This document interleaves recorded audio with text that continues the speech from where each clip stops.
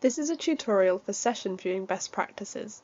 You can view all sessions under the event agenda here, and they can be filtered using the filters at the top.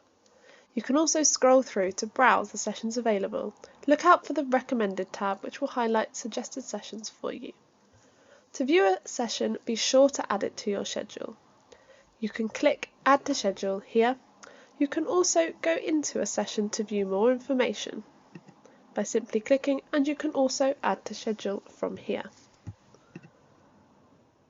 Sessions in your schedule will then appear in your My Schedule tab, where you will go to view them at the appropriate time.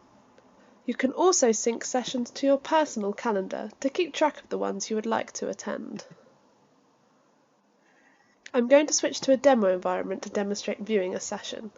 For the best digital experience, please make sure to not block the camera or microphone in your browser settings, as this may otherwise prevent you from participating in some of the sessions.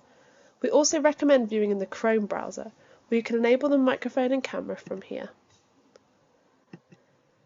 Once watching a session, if you would like to view in full screen mode, simply click Open Full Screen. If your video is not working, there is also the option to open the stream in a new tab.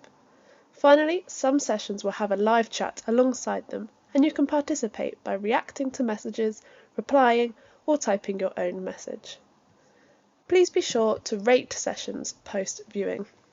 You can go back into the session from your My Schedule tab.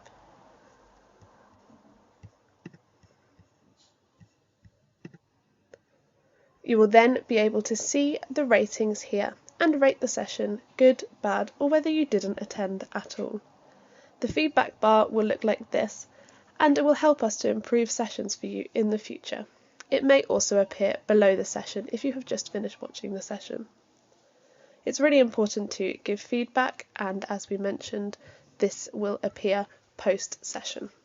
And this concludes the session tutorial. We hope you enjoy the event.